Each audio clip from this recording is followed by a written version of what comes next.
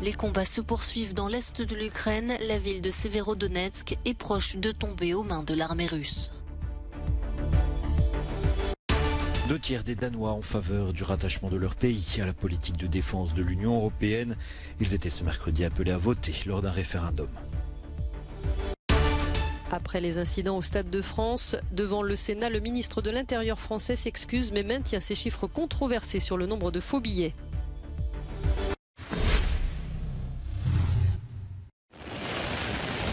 Les troupes russes contrôleraient désormais près de 80% de la ville clé de Severodonetsk dans l'est de l'Ukraine.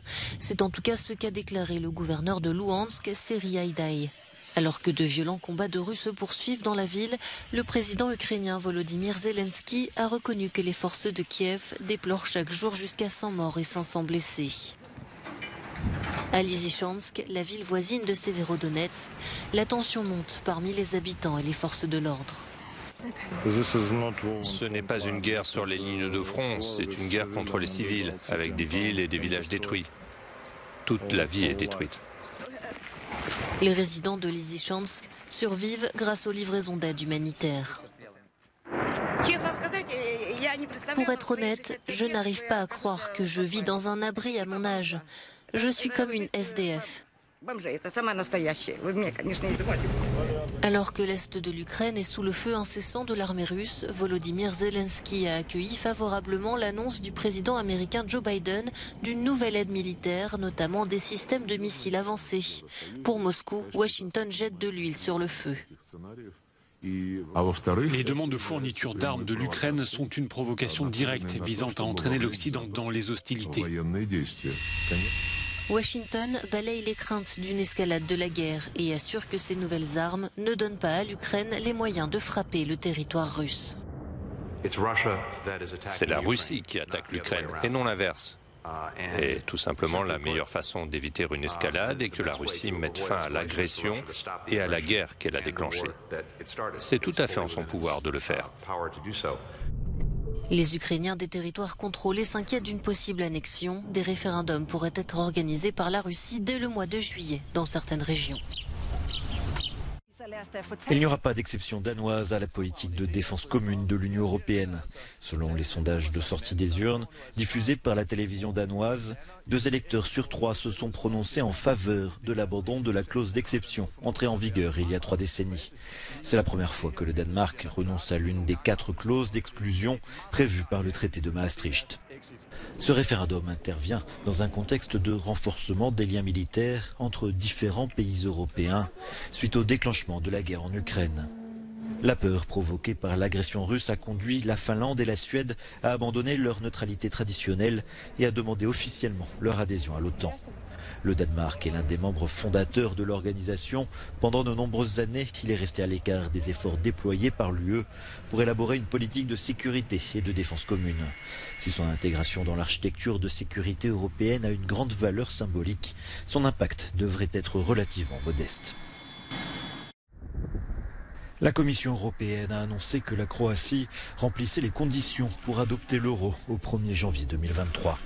Bruxelles n'a aucun doute, Zagreb a fait ses devoirs et est prêt à faire le saut vers la monnaie unique.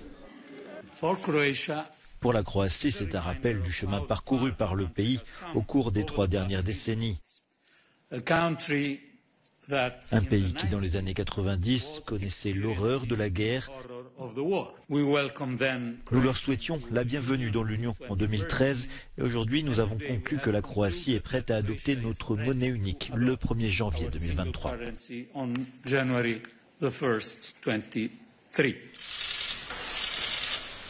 Cette annonce coïncide avec la visite du Premier ministre croate Andrej Plenković à Berlin, où il a rencontré le chancelier allemand Olaf Scholz.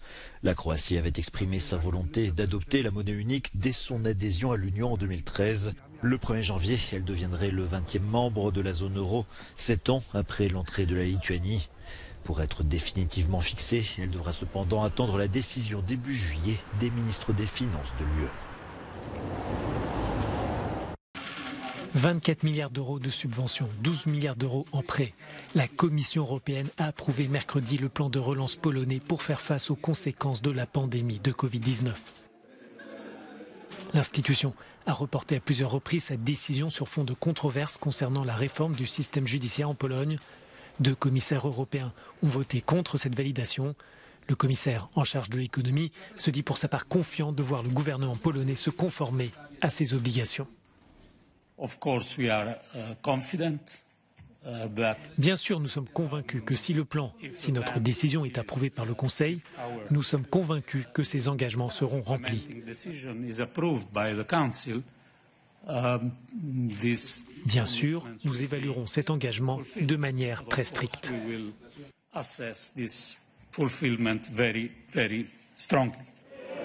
La Commission et Varsovie ont convenu d'une série d'étapes et de conditions dans le domaine judiciaire avant de débloquer l'argent. La présidente de l'institution, Ursula von der Leyen, prévoit de se rendre jeudi à Varsovie pour remettre formellement le chèque. Au Parlement européen, certains députés ne cachent pas leur colère. Pour ces élus, la Commission vient de perdre son moyen de pression sur la question des valeurs fondamentales face au gouvernement ultra-conservateur polonais. Une lettre a été envoyée à la présidente de l'institution pour demander la tenue d'un débat dans cette affaire. Ursula von der Leyen sacrifie l'état de droit. Même les conditions qu'elle a répétées ces derniers mois, encore et encore, ne sont pas respectées. La chambre disciplinaire n'est pas dissoute, elle est plutôt rebaptisée. Les juges ne reprennent pas leurs précédentes fonctions.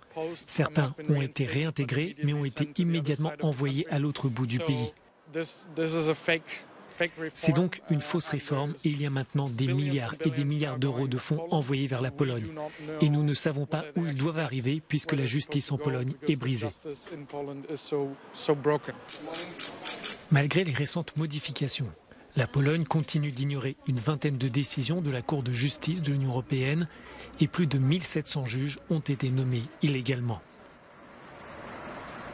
Dans ces conditions, en cas de fraude ou de litige concernant l'usage de cet argent européen, beaucoup s'interrogent sur l'indépendance réelle de la justice polonaise.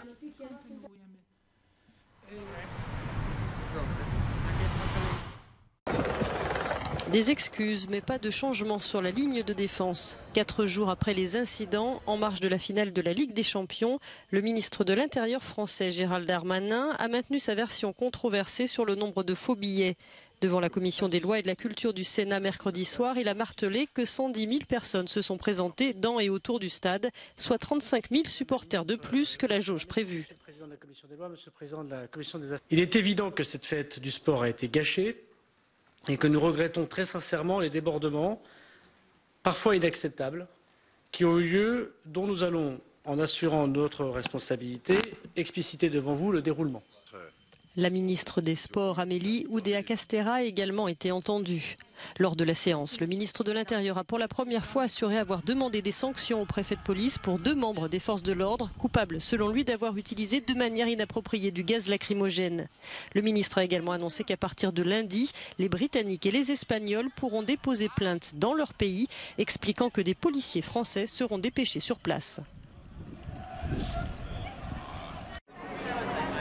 Des drapeaux à travers toute la ville, des milliers de visiteurs venus spécialement. Londres se prépare au jubilé de la reine Elisabeth II. 4 jours de célébration qui débuteront ce jeudi pour fêter ses 70 ans de règne. Un record de longévité. Aucun souverain britannique n'avait régné aussi longtemps sur le royaume. Elle est aujourd'hui à 96 ans, peut-être plus que jamais un symbole d'unité du pays, à qui l'on voue parfois un culte d'un kitsch tout britannique. Mes souhaits pour la reine seraient de passer un moment heureux avec sa famille. C'est très important pour elle, la famille. Elle a son chien, elle a ses chevaux. Bien sûr, elle a toujours le souvenir du prince Philippe. Comment oublier quelqu'un comme ça? Mais j'espère qu'elle pourra se reposer un peu, car elle travaille beaucoup. Des magazines, des émissions spéciales, des expositions sont prévues pendant 4 jours et même une reconstitution au Lego de sa parade ainsi que de son apparition au balcon de Buckingham prévu ce jeudi, l'un des moments les plus attendus par les Britanniques. Seul ombre au tableau, l'état de santé préoccupant d'Elisabeth. Depuis une hospitalisation en octobre dernier, elle n'est que très rarement apparue en public.